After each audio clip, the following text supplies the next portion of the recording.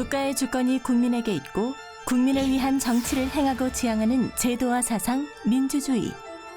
인권, 자유, 평등, 다수결의 원리, 법치주의를 기본 원리로 하는 정치 시스템.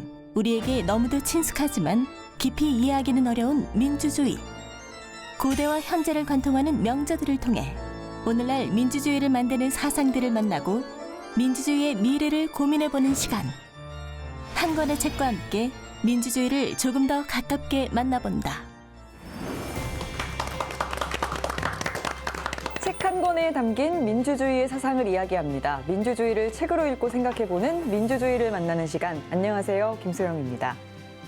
민주주의를 만나는 시간, 오늘도 뜻깊고 재미있는 시간 만들어주실 세 분 모셨습니다. 민주주의 사회의 공공철학에 대해 연구하고 계신 정태창 교수님, 세상을 이해하는 새로운 언어, 빅데이터 전문가 김덕진 부소장님, 그리고 당찬 젊음의 패기와 지적 호기심을 보여줄 한유경 학생 세 분 어서 오세요. 반갑습니다. 안녕하세요. 안녕하세요. 책으로 듣는 민주주의 사상, 오늘은 또 어떤 책으로 우리의 생각을 깨우고 다듬어 줄지 오늘의 주제 도서 화면으로 먼저 만나보시죠.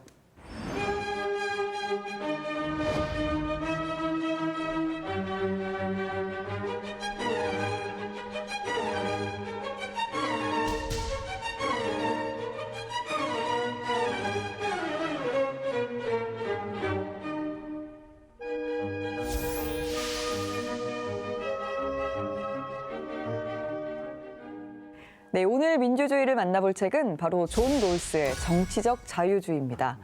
정치와 자유, 현대 민주주의 사회의 화두라고 할 수가 있는데요. 젊은 세대들은 기성세대들에 비해서는 정치에 관심이 좀 적다는 생각들도 많이 하시는데 유경 학생 어떠세요? 네, 지난해 한 조사에 따르면 청년 3명 중 1명은 정치에 관심이 없다는 결과도 있었는데 저는 조사와 현실은 조금 다르다고 느낍니다. 입시, 시험, 취업을 앞둔 저로서 그런진 몰라도 현실 참여, 공정, 평등은 젊은 세대들에게는 더 간절한 단어인 것 같아요. 그러다 보니 정책이나 정치, 정치인에게 관심이 많은 것 같습니다. 네, 맞습니다. 우리 유경 학생 말한 게 진짜 맞는 게요. 한 포털 사이트 검색 기준으로 해서 제가 이 정치에 대해서 관심이 높은 연령대, 그러니까 검색 연령대를 분석을 해봤거든요. 그런데 보시는 것처럼 50대 이상이 1위긴 한데 2위가 20대입니다. 그러니까 그만큼 현실 정치에 대한 관심이 20대들이 상당히 높다라는 것에서 저도 상당히 좀 인상적이었는데요. 특히나 이제 2021년 보궐선거 때문이 아닌가 뭐 이렇게 해석해 볼 수도 있을 것 같습니다. 네, 생각과는 다르네요. 어느덧 기성세대가 되어가는 입장에서는 참 반가운 이야기입니다. 저 역시 대한민국의 시민으로서 관심이 없을 수가 없는 주제인데요. 강연의 주제가 현대 민주주의 사회의 공공철학인데요. 이 정치적 자유주의, 이 책이 출간된 게 1993년입니다. 최근 도서네요. 네, 여태까지 저희가 다룬 책들 중에는 가장 최근의 책이라고 할 수 있는데 간단히 책에 대한 소개를 좀 해주실 수 있을까요? 예, 롤스는 1971년에 출간된 정의론에서 민주주의 사회의 도덕적 기초로서 가장 적합한 정의관으로서 공정으로서의 정의라는 입장을 제시하는데요. 정치적 자유주의는 이러한 정의관이 서로 다른 입장과 관점을 가진 사람들이 함께 살아가는 현대 민주주의 사회에서 어떻게 수용되고 안정적으로 지지를 받을 수 있을까 하는 문제를 다룹니다. 이 책에는 현대 민주주의 사회의 주류를 이루고 있는 자유주의 공공철학이 잘 나타나 있습니다. 이렇게 20세기 이후에 가장 중요한 도덕, 정치 철학자 중에 한 사람이라고 평가받는 존 롤스, 어떤 분이셨는지도 궁금한데요. 존 롤스는 20세기 정의론의 새로운 방향성을 제시한 철학자로 평가받는 분입니다. 우리와 거의 동시대를 산 인물로서 할아버지 정도의 세대에 속한다고 할 수가 맞아요. 있는데요. 20세기 이후의 사회 정의론은 롤스와의 대화 혹은 대결이라는 형식으로 전개됐다고 해도 과언이 아닐 만큼 롤스의 정의론은 정치 철학에 깊은 영향을 끼쳐왔습니다. 하버드 대학교에서 도덕 및 정치 철학을 오랫동안 강의를 했고 정의론, 그리고 오늘 소개할 정치적 자유주의, 그리고 만민법 등을 저술을 했습니다. 앞에 두 저서가 국내 사회 정의를 다루고 있다면 뒤에 저서는 국제사회 정의를 다룹니다. 롤스는 이렇게 평생 정의라는 하나의 주제만을 다뤄온 철학자라고 할 수 있습니다. 네, 이렇게 현대 정치사에 거대한 족적을 남긴 롤스의 정치적 자유주의. 아무래도 가장 최근의 책이다 보니까 저는 다른 책들보다는 좀 더 읽으면서 이해가 쉽고 확 와닿는 느낌이 있었는데 다들 어떠셨어요? 네, 칸트나 플라톤보다 아무래도 문체가 조금 더 그렇죠. 쉽고 조금 더 빨리 읽을 수 있었는데 특히 정의론의 내용 같은 경우는 이제 수능 본 지 얼마 안 됐기 때문에 네네. 수능 때문에 더 유명하지 않을까 싶습니다. 왜 수능 때문에 더 유명해요? 2017년 수능의 전체 이의 제기 중 4분의 1이 바로 이 존 롤스의 정의론에 관한 이야기였거든요. 오, 4분의 1이? 네, 정의론에 입각해서 해외 원조에 관한 존 롤스의 입장을 찾으라는 문제였는데 우와. 전체 700여 건인가 되는 이의 제기 중에서 한 188건 정도가 이 이의 제기였다고 해요. 그래서 그만큼 헷갈리는 지점도 조금 많고 생각할 거리도 많은 것이 바로 존 롤스라는 인물이지 않을까 싶습니다. 아, 그러니까요. 연재 학생께서 말씀해 주셨지만 저도 이게 오히려 옛날 책보다 헷갈리는 개념이 많은 거예요. 왜냐면은 이게 최근 책이라 그런지 몰라도 뭐 포괄적 교설의 다원주의, 뭐 합당한 불이일치, 뭐 또 중첩적 합의, 뭐 발음하기도 어렵네요. 이런 그래도 이게 우리가 이게 동시대, 그러니까 20세기를 사신 분인데 왜 이렇게 어려운 개념들을 쓰신 건지 좀 교수님 좀 궁금해지더라고요. 롤스의 정치적 자유주의에 이런 생소한 개념들이 나오는 건 사실인데요. 롤스가 이런 개념들을 통해서 일원화하고 있는 거는 우리 모두가 민주주의 사회의 시민으로서 이미 활용하고 있는 일상 속에서 항상 쓰고 있는 그런 공공 철학이기 때문에 정치적 자유주의는 알고 보면은 매우 일반적이고 상식적인 내용을 담고 있습니다. 네, 오늘 강연의 주제와도 굉장히 연결된 개념인데요. 공공 철학이 무엇인지부터 좀 정리를 해주시면 좋을 것 같아요. 예, 지금까지 공공 철학이라는 말을 계속 써왔는데요. 공공 철학이란 마이클 샌델이 제시한 개념으로서 민주주의 사회에서 우리가 시민으로서 공적 문제에 대해 숙고하고 토론하고 판단을 내릴 때 활용하는 개념들이나 원칙들의 체계를 가리킵니다. 따라서 공공 철학이라고 하는 것은 어떤 어려운 철학 같은 것을 별도로 배워야 알게 되는 게 아니라 민주주의 사회 시민이라면 이미 누구나 가지고 있고 또 활용하고 있는 것입니다. 롤스의 정치적 자유주의는 그러한 공공 철학의 핵심을 담고 있기 때문에 그렇게 어렵지 않습니다. 네. 오늘 제가 그 내용을 확실하게 이해시켜 드리겠습니다. 네, 기대가 됩니다. 그 어느 시간보다 현실적인 조언을 들을 수 있는 시간이 될 것 같은데요. 교수님, 오늘 강연은 저희가 어떤 점에 유념하면서 들으면 좋을까요? 현대 민주주의 사회는 다양한 입장과 관점을 가진 사람들이 평화롭게 공존하는 것을 지향을 합니다. 그렇다면 나와는 다른 생각을 가진 사람들과 어떻게 합리적인 방식으로 공통의 합의에 도달할 수 있을지, 그리고 그러한 합의의 기반으로서는 어떠한 공공 철학이 필요할지를 생각해 보시면서 들어보시면 좋을 것 같습니다. 네, 책을 통해 오늘날의 민주주의를 이해하는 시간. 그럼 지금부터 정태창 교수님의 정치적 자유주의 강연을 들어보겠습니다.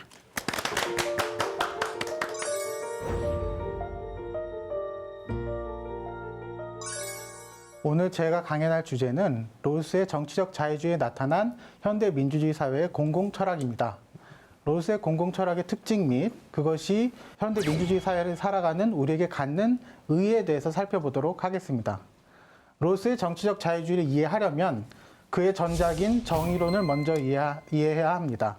정치적 자유주의는 정의론에서 제시한 공정으로서의 정의라는 정의관이 현대 민주주의 사회에서 어떻게 안정적으로 수용될 수 있는가 하는 문제를 다루고 있는 책이기 때문입니다. 롤스의 정의론은 정의와 자유의 불가침성에 대한 논의에서 시작을 합니다. 롤스에 따르면 정의는 사회제도의 제1덕목으로서 모든 사람은 사회 전체의 복지라는 명목으로도 훼손될 수 없는 그 정의에 입각한 불가침성을 갖습니다. 이것은 정의론 출간 당시에 주류를 이루고 있던 공리주의 공공철학을 극복하겠다는 의지를 분명하게 밝힌 것입니다. 다들 공리주의가 뭔지는 알고 계시죠? 오, 공공의 이익, 그러니까 뭐 최대 다수 최대 행복 이렇게 외웠던 기억이 나는데요. 예, 맞습니다. 네. 예. 공리주의에 따르면은 최대 다수의 최대 행복을 가져오는 것이 곧 옳은 것이고 정의가 됩니다. 그런데 이런 생각은 다수의 이익을 위해서 소수에게 희생을 강요하는 방향으로 나갈 수도 있습니다. 특히 공리주의가 민주주의 사회의 공공 철학이 된다면 그때는 공공 복리를 내세워서 개인의 기본권 침해를 정당화할 위험이 있다는 것이죠. 그래서 롤스는 이러한 점에서 공리주의는 기본권에 대한 민주 시민들의 공유된 확신과 충돌한다라고 지적을 합니다.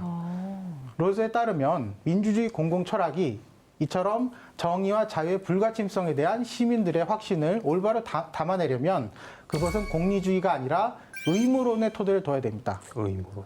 의무론에 따르면 정의는 다수의 이익이라든지 결과의 좋음으로 환원될 수가 없습니다. 어떤 것이 옳다라고 하면 그건 결과하고 상관없이 옳다라는 이유만으로, 즉 의무라는 이유만으로 준수해야 한다는 것입니다. 따라서 공공철학이 의무론의 기초에 있으면 개인의 기본권은 결과에 대한 고려와 상관없이 불가침성을 갖는 것으로 이해될 수 있습니다. 자, 그렇다면 의무론에 기초한 정의관은 어떠한 내용을 가지고 또 특히 어떻게 정당화가 될 수가 있을까요? 정의론이라는 것이 도대체 어떻게 정당화라는 게 가능할까요? 롤스는 이를 설명하기 위해서 사회계약론의 전통을 가져옵니다. 사람들이 모여서 최초로 사회를 만들기로 계약을 맺는 그런 가상의 상황을 생각해 보자는 것이죠. 그러면 사람들이 어떤 조건 하에서 합의에 도달하면 사회가 정의롭게 될까요? 롤스에 따르면 그러한 합의 조건이 공정하려면 당사자들은 그들 자신의 자연적 우연성, 즉 인종, 성별, 재능, 신체적 특성 및 사회적인 우연성, 즉 집안 형편이라든지 경제적 계층, 사회적 지위 등을 몰라야 됩니다. 그러니까 블라인드 테스트네요. 블라인드 그렇죠. 테스트. 예. 당사자들이 이런 걸 알고 있으면은 자신들한테 유리한 방식으로 그 정의의 원칙에 대한 합의를 가져가려고 할 것이기 때문이죠. 그래서 롤스는 이러한 우연성들에 대한 배제를, 지식의 배제를 무지의 배를 쓴다라고 표현을 하고 있고요.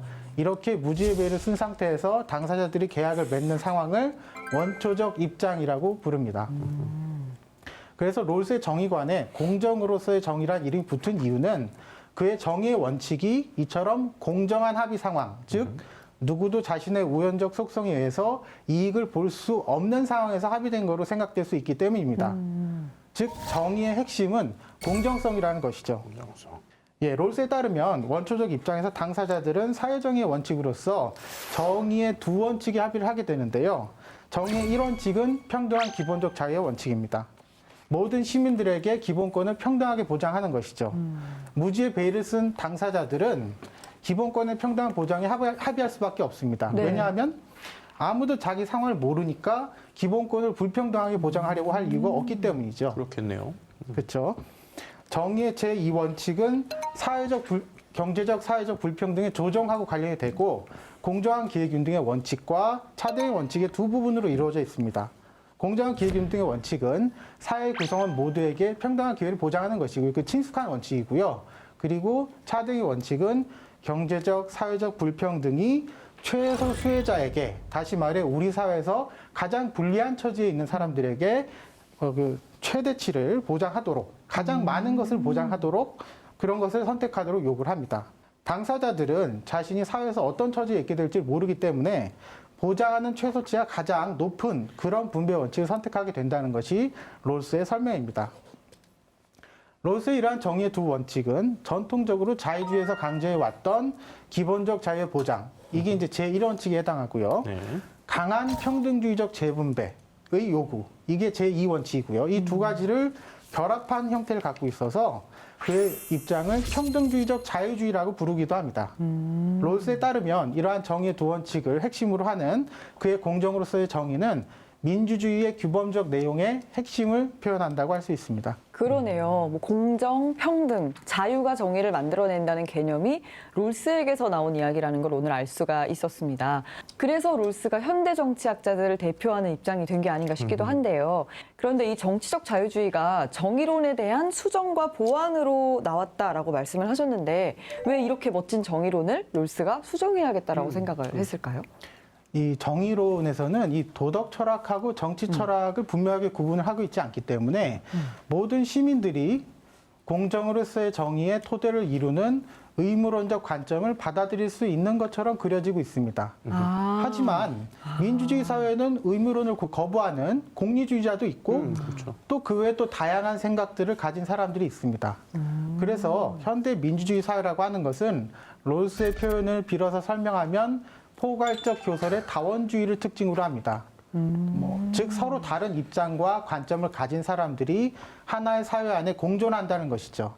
롤스는 이러한 다원주의 현실 하에서 공정으로서의 정의가 모든 시민들에 의해 어떻게 수용될 수 있을지를 보이기 위해서 정치적 자유주의를 쓰게 된 것입니다.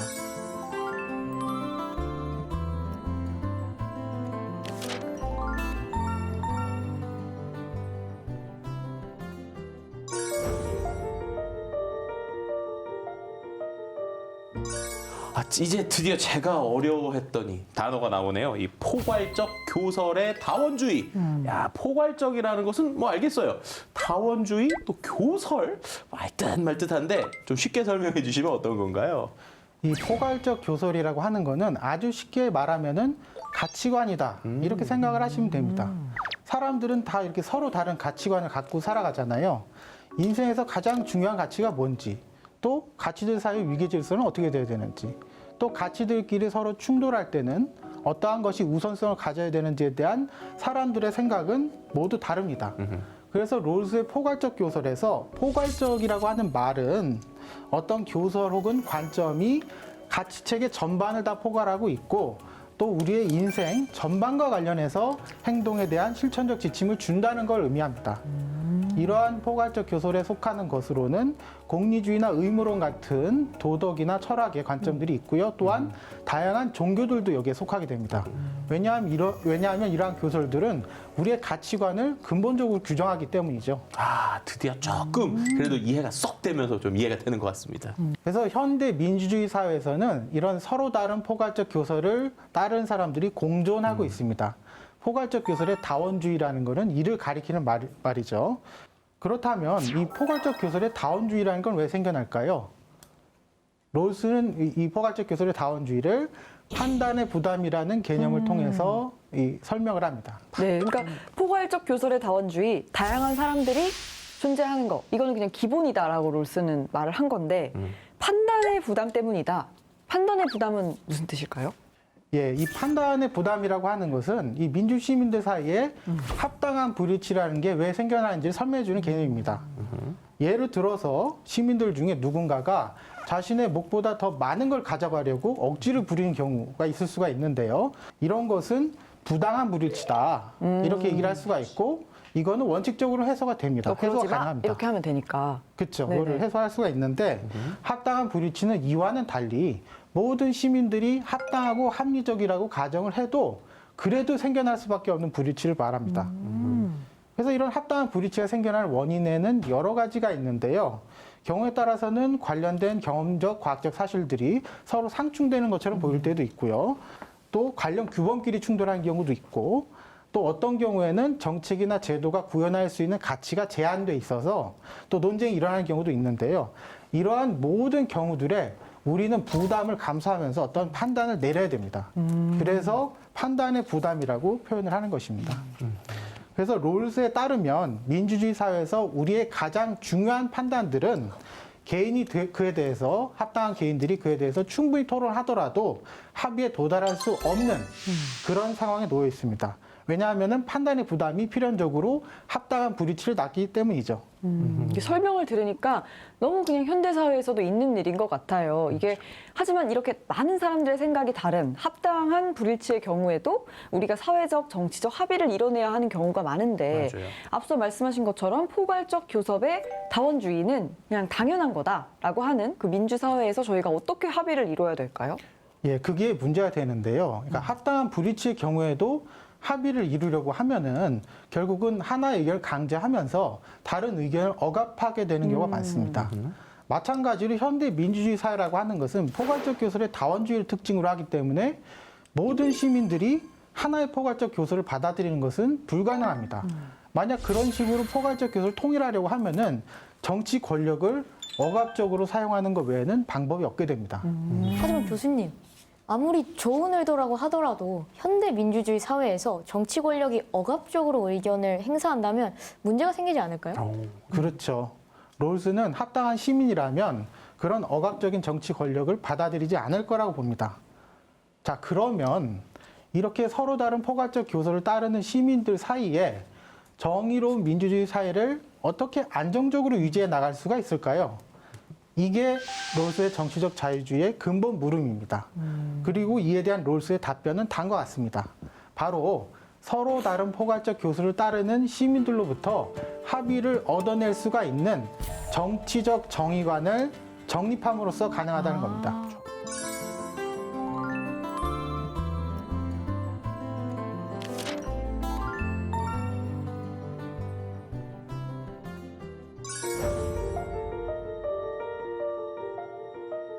네, 다양한 종교, 철학, 배경을 가진 사람들이 다 이해할 만한 정의관이어야 한다는 이야기인 것 같은데 정치적 정의관은 구체적으로 어떤 건가요?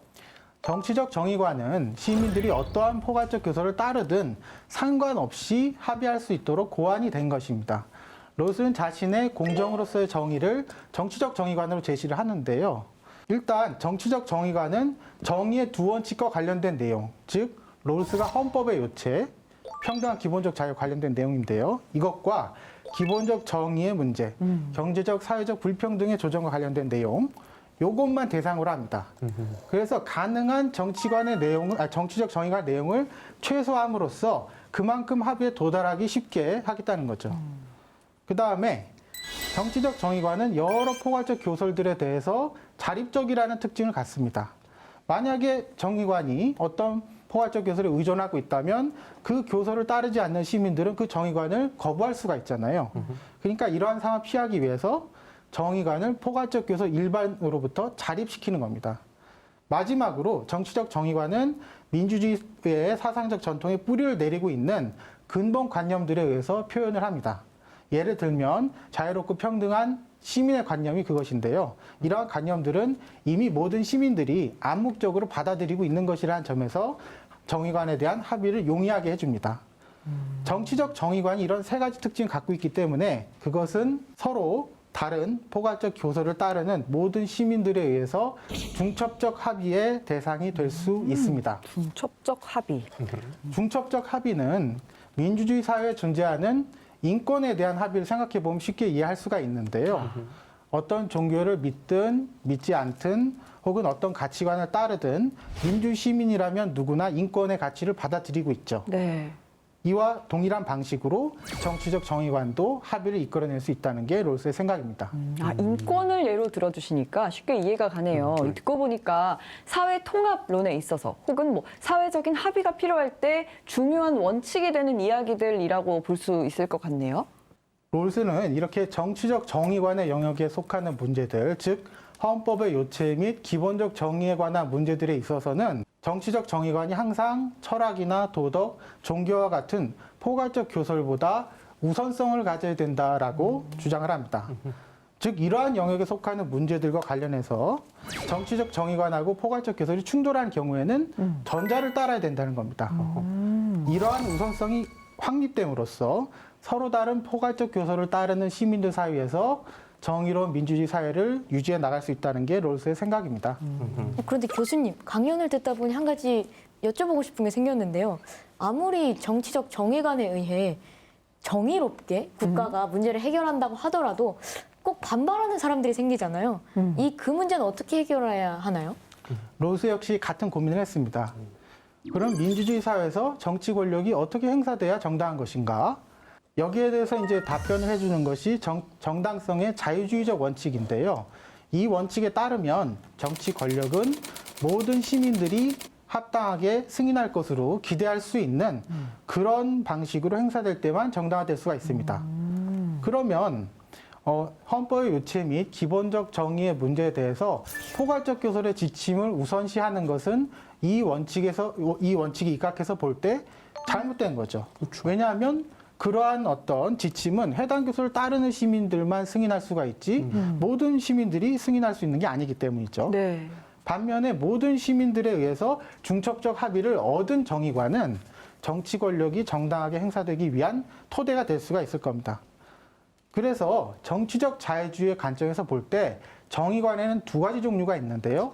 첫 번째는 자립적인 정치적 정의관입니다. 자립적인 정의관. 각각 자신의 가치관을 지닌 합당하지만 서로 상충되는 포괄적 교설들의 다원주의를 허용하는 정의관으로서 롤스의 공정으로서의 정의가 여기에 속하고요. 네. 두 번째 정의관은 합당하고 합리적인 모든 시민들이 수용할 수 있는 포괄적 교설은 하나밖에 없다라고 보는 그러한 정의관입니다. 그렇다면 이러한 두 가지 정의관 중에 어떤 게 더 현대적이고 합리적일까요? 당연히 수의 정의관? 첫 번째 아닐까요? 첫 번째 첫 그죠. 번째. 네, 자립적이고 정치. 그렇습니다. 이 단 하나의 가치관으로 모두를 설득하는 것은 불가능할 뿐만 아니라 다른 종교라든지 철학이라든지 여러 가치관들을 인정하지 않는 것이기 때문에 올바른 정의관이라고 할 수가 없는 것입니다. 네.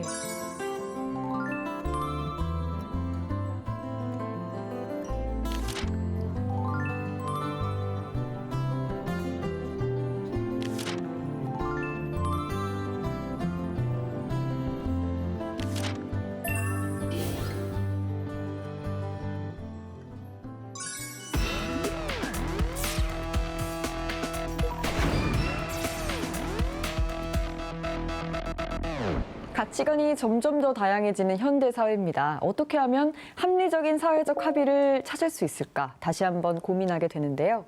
이쯤 되니 사람들의 생각도 궁금해집니다. 빅데이터로 읽는 세상, 빅리더의 김덕진 부소장님, 네. 오늘도 이 문제에 대해서 준비해 오셨죠? 맞습니다. 저도 오늘 이 빅데이터 조사하면서요. 이제 우리나라 국민들이 이렇게 정치 그리고 우리가 사는 사회에 대해서 정말 관심이 많구나. 또 참 이 사회에 참여적이구나 하는 것들을 좀 느끼게 됐는데요. 오늘 이 교수님의 강연을 들으면서 뇌리를 떠나지 않는 단어가 있죠. 네, 바로 이 첫 번째 키워드는요. 바로 공정입니다. 요즘 우리 사회를 정의할 수 있는 최고의 화두가 공정 아닐까 싶은데요. 공정에 관해서 사람들 어떻게 생각하고 있나요? 네, 이제 아무래도 우리의 생각을 좀 알아보기 위해서는 어떤 분야에서 일단 이 공정이라는 단어를 가장 많이 쓰는지를 알아보는 것도 좋은 방법인 것 같아요. 그래서 소셜 SNS 데이터를 인공지능 기법으로 한번 분석을 해봤는데 우리가 쓴 내용을 주제와 매칭시키는 이른바 토픽 검색을 한번 이번에는 실행을 해봤습니다. 그래서 과연 어떤 토픽, 어떤 분야에서 이 공정을 가장 많이 사용하고 있는지를 한번 분석을 해봤는데요. 어떤 분야에서 좀 많이 있으실 것 같으세요? 공정한 판결을 기대한다 이런 말 할 때처럼 법률 이런 쪽에서 많이 나오지 않았을까요? 유경 학생은 좀 어떠세요? 저는 아무래도 사회에 이제 나가는 젊은 세대이다 보니 그 세대를 대변하면 기회균등, 말하자면 뭐 시험, 취업, 취업. 선발 이런 것들에서 공정을 굉장히 중요하게 생각하고 있고 찾아보고 있거든요. 맞나요? 그러니까 저도 당연히 그럴 줄 알았어요. 법률이나. 네, 법률이나 뭐 네, 취업 이런 게 취업. 나올 줄 알았는데 의외로 이 공정이라는 단어가 가장 많이 사용된 분야가요. 유통, 쇼핑, 물류 이쪽 분야였습니다.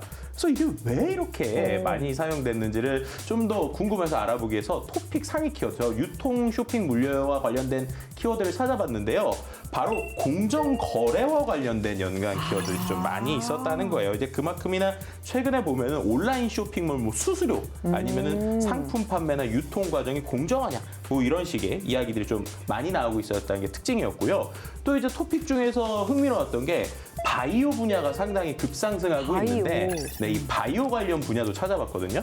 그랬더니 이게 어떤 거냐. 코로나19 백신이 지금처럼 나눠지고 만들어지는 것이 과연 공정한 것이냐, 특히나 접종 순서가 공정한 것이냐, 네. 뭐 이런 식의 논의들이 상당히 많이 진행이 되고 있었습니다. 역시 이 빅데이터는 현실의 문제를 항상 맞아요, 반영하고 있네요. 좀 의외기는 하지만 제대로 된 보상, 거래, 그리고 모두가 공감할 수 있는 합리적인 결정이 내려지는 것, 이런 것을 뭐 경제, 법률, 취업, 뭐 바이오까지 모두 다 합쳐서 공정이라고 보는 거나라는 생각이 들었습니다. 네. 그러면 두 번째 키워드는 뭐였나요? 네, 이 정치적 자유주의와 연관된 두 번째 키워드는요, 바로 이 앞에서도 언급된 평등입니다.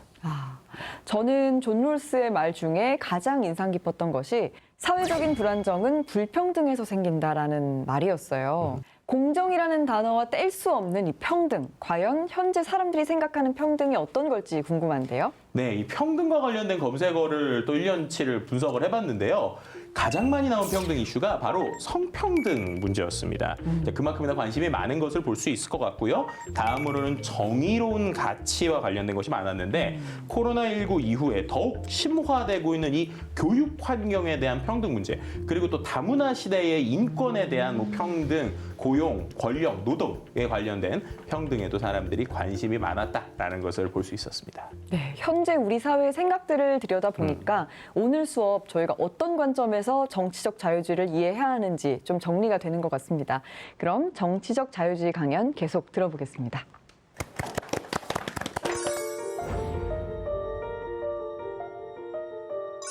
여태까지 정치적 자유주의란 무엇인가에 대해서 이야기를 하고 있는데 이제 마지막 주제에 대해서 이야기를 하려고 합니다. 네. 바로 공적 이성인데요.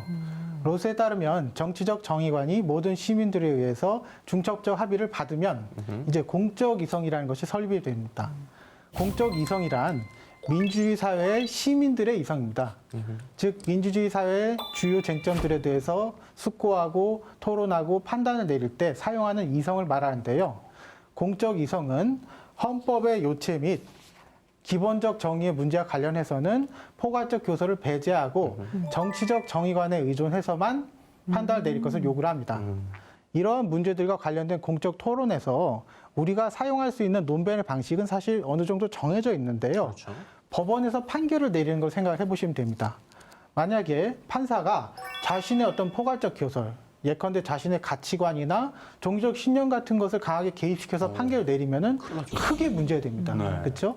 법원에서 내리는 판결은 공공복리라든지 자유라든지 평등, 기본권, 약자에 대한 배려 같은 민주주의 사회에서 시민들이 일반적으로 수용할 수 있는 논거나 개념, 원칙 등에 입각해서 내려져야 됩니다. 롯에 따르면 이러한 의미에서 법원, 특히 대법원은 공적 이성의 표준을 이루게 됩니다. 어허. 그렇다면 롯의 공적 이성이 민주주의 사회 공적 토론에서 실제로 어떻게 작동을 하고 있는지 알아보기 위해서 한 가지 사례를 들어보도록 하겠습니다. 네네. 최근에 코로나 확진자가 증가하면서 정부에서 방역의 일환으로 종교단체들의 대면 집회를 금지한 바가 있는데요. 맞아요. 정부의 이러한 조치에 대해서 일부 종교단체들은 크게 반발하기도 했습니다. 네. 이에 대해서는 알고 계시죠? 네, 워낙 뭐 뉴스에도 많이 보도가 됐어서 저뿐만 아니라 많은 분들이 알고 계실 텐데 서로의 입장이 다르다 보니까 좀 갈등을 빚기도 했는데 이걸 어떻게 해석할 수 있을까요? 이것은 이제 정치적 정의관하고 포괄적 교설 사이의 충돌을 보여주는 한 가지 사례로 이해를 할 수가 있을 텐데요. 그렇다면 이 문제와 관련해서 공적 이성을 따르면 종교단체들에서는 공적 토론에서 어떠한 형식의 논변을 사용해야 될까요? 만약에 해당 종교에만 어떤 고유한 논거, 예를 들면 뭐 종교적 교리에 따르면은 반드시 대면 집회를 해야 된다든가, 뭐 어떤 종교적 신념이 그러한 걸 요구한다든가 이런 논거를 제시하면은 그거는 공적 이성의 위배가 되고 네. 공적 토론에서 유효한 논변으로 받아들이기가 어렵습니다. 왜냐하면 그거는 그러한 교서를 따르는 시민들만 수용할 수 있고 모든 시민들이 이렇게 합당하게 수용할 것을 기대할 수가 없기 때문이죠. 그래서 정부의 비대면 집회 방침에 반발하는 종교단체들에서는 헌법에서 보장하고 있는 종교적 자유를 논거로 제시를 하고 있습니다. 이거는 공적 이성에 입각한 네. 논변이라 할 수가 있죠. 대한민국의 헌법 제20조에서는 모든 국민은 종교의 자유를 가진다라고 명시를 하고 있고 네. 또 종교적 자유는 시민의 기본권에 속합니다. 정부에서 대면 집회를 금지한 거는 국민의 생명, 신체의 안전을 보호하려는 공공복리를 근거로 하고 있는데 이렇게 가치들 사이에 어떤 충돌이 있을 때 어떻게 조정해야 하는지는 공적 이성의 내부에서 일어나는 문제로 이해가 될 수가 있습니다. 그래서 롤스의 정치적 자유주의의 핵심은 민주주의 사회에서 공적인 영역에 속하는 문제들에 있어서는 시민들이 모든 다른 시민들도 합당하게 수용할 것으로 기대되는 방식으로 이런 문제들에 대해서 사고하고 판단을 내려야 한다는 겁니다. 네. 굉장히 들어보니까 명쾌한 느낌이 들어요. 그러니까 나만의 철학, 나만의 종교, 나만의 입장을 가지고 주장하는 게 아니라 서로 합의할 수 있는 문제로 사고하고 또 비판해라라는 것인데 지금 우리 사회에 산재해 있는 여러 가지 문제를 어떻게 바라봐야 하는지 그리고 어떻게 주장해야 하는지 뭐 그 기준이 좀 세워지는 것 같은 느낌이에요. 네, 확실히 말씀하신 대로 특히나 이제 종교와 관련된 여러 가지에서 어떤 자기들이 가지고 있는 논리를 주장하는 부분이 많은데 어떻게 보면 내 종교, 내 신념을 우기는 게 아니라 남들도 이해할 수 있고 또 공감을 얻을 수 있는 논리로 좀 상대방 설득하고 주장해야 하는 것이 어떻게 보면 민주주의의 기본 이념이다라는 것을 말해주는 것 같아서 저는 좀 이해가 좀 쏙 되는 것 같습니다. 그렇죠. 수많은 사회 갈등들을 이제 머리가 아프다고 피하지 말고 맞아요. 어떻게 결정하고 행동하는 것이 옳은가 그리고 그 기본이 뭔가를 생각해 보는 게 중요하다고 생각을 합니다. 네. 그래서 어떻게 보면 롤스의 정치적 자유주의는 민주주의 사회 시민으로서 이미 우리가 암묵적으로 수용하고 있는 그러한 어떤 생각을 구체화한 거로 생각이 될 수가 있습니다. 오늘날 민주주의 사회의 공공 철학이 어떠한 토대 위에 놓여 있는지 오늘 이 시간 강의를 통해서 많은 분들이 생각하는 시간이 됐으면 하는 바람으로 강의를 마칩니다. 감사합니다. 네, 감사합니다.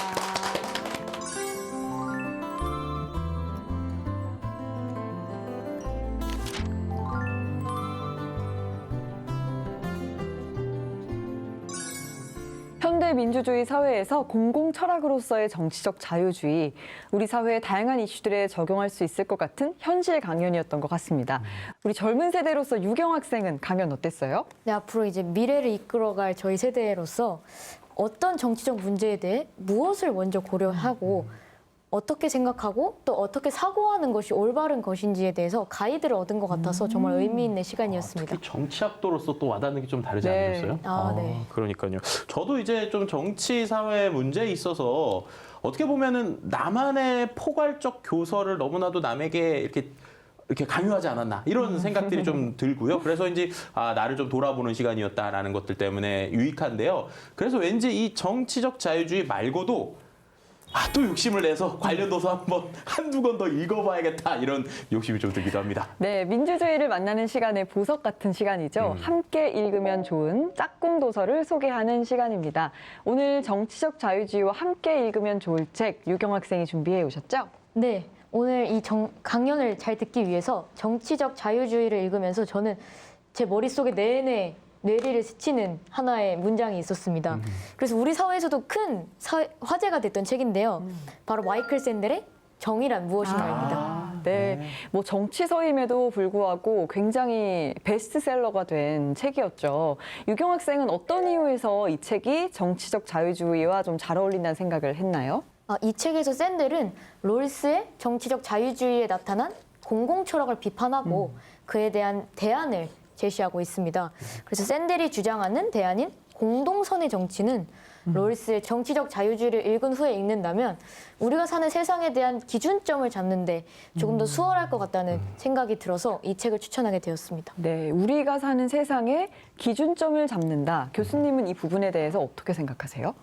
예, 롤스의 자유주의 공공철학에 대한 샌델의 비판을 통해서 공공철학이 오늘날 민주주의 사회에서 어떤 방식으로 작동을 하는지 그리고 그것이 갖는 의의는 무엇인지를 분명하게 드러내주는 측면이 있어서 이 두 책을 함께 읽는 것이 이 양자를 이해하는 데 도움이 될 것으로 생각이 됩니다. 네. 텔레비전 뉴스의 한 장면에서 혹은 신문의 한 귀퉁이에서 스쳐보내는 이야기가 아니라 우리의 삶을 결정하는 정치, 사회, 그리고 민주주의. 참 공부를 해도 민주주의에 대한 이해는 끝이 없다는 생각이 듭니다. 정치적 자유주의로 알아본 현대 민주주의 사회의 공공철학, 마지막으로 간단하게 정리해 주신다면 어떨까요? 롤스에 따르면 현대 민주주의 사회는 포괄적 교설의 다원주의를 항구적인 특징으로 합니다. 이것은 우리가 시민으로서 민주주의 사회를 살아가면서 나와는 생각이 다른 사람들과 평화롭게 공존하는 방식을 익혀나가야 한다는 점을 의미합니다. 네. 내가 옳다라는 생각을 잠시 접어두고 나와는 생각이 다른 상대방의 관점에서 문제를 바라보는 습관을 가지면서 나와 상대방이 모두 함께 받아들일 수 있는 공통의 합의의 토대를 마련하는 것. 그리고 상대방을 먼저 존중하면서 서로 차이를 인정하는 방식을 배워나가는 것. 이것이야말로 롤스의 정치적 자유주의를 읽고 우리가 좀 더 깊게 고민해봐야 하는 부분이 아닌가 생각합니다.